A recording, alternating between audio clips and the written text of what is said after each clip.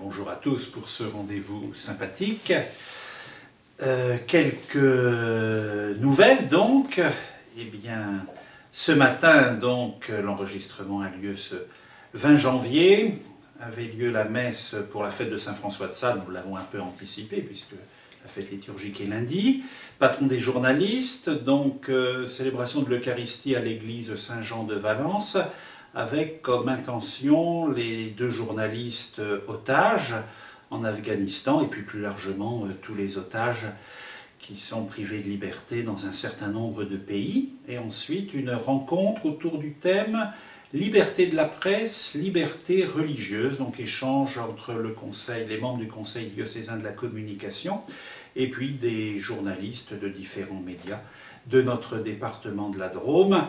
Un débat fortement intéressant sur l'exercice du métier de journaliste et puis l'accélération du temps et de réaction demandée, et puis la grande question quand même, comment donner sens aux événements, aux faits divers qui sont rapportés.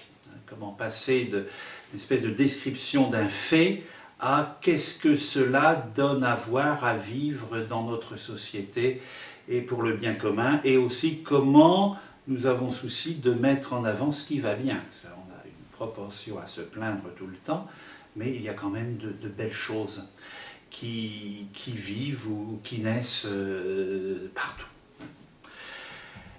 Je voudrais aussi continuer le point sur les visites pastorales, aux conseils pastoraux, aux équipes d'animation paroissiale, aux relais de communauté. Hier soir, j'étais dans la paroisse Saint-Joseph de la Galore.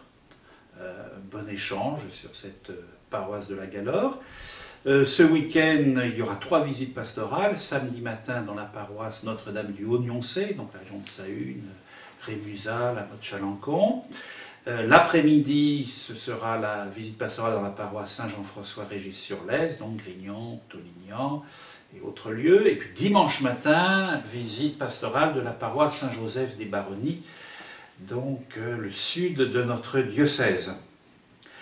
Autre événement que je confie dès maintenant à votre prière sera la retraite, l'une des 2 retraites des prêtres qui aura lieu du 31 janvier au 4 février au foyer de charité de Châteauneuf. Nous sommes, je crois, presque 25 prêtres inscrits, et j'ai demandé au père Kate Beaumont, grand spécialiste du cardinal Newman, qui vient d'être béatifié par Benoît XVI lors de son dernier séjour en Grande-Bretagne. Donc le père Beaumont nous aidera à entrer, à nous ressourcer spirituellement à l'école du cardinal Newman. Alors n'oublions pas non plus dans cette période entre le 18 janvier et le 25 janvier, donc cette semaine de prière pour l'unité des chrétiens, préparée cette année par nos frères et sœurs chrétiens de Jérusalem. Alors déjà dans de nombreuses paroisses, les journaux paroissiaux, les sites internet des paroisses se sont fait les relais pour vous inviter à ces temps de prière entre frères et sœurs chrétiens pour l'unité, et aussi nous porterons dans cette semaine nos frères et sœurs chrétiens qui connaissent la persécution, la difficulté d'être ces témoins joyeux de l'évangile du Christ.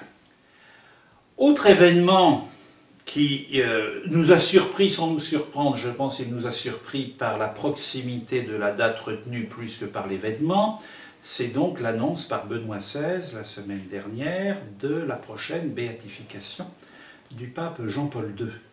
Donc certains médias avaient dit la béatification interviendra sans doute le 16 octobre, qui marquait la date anniversaire de son élection en 78 comme pape.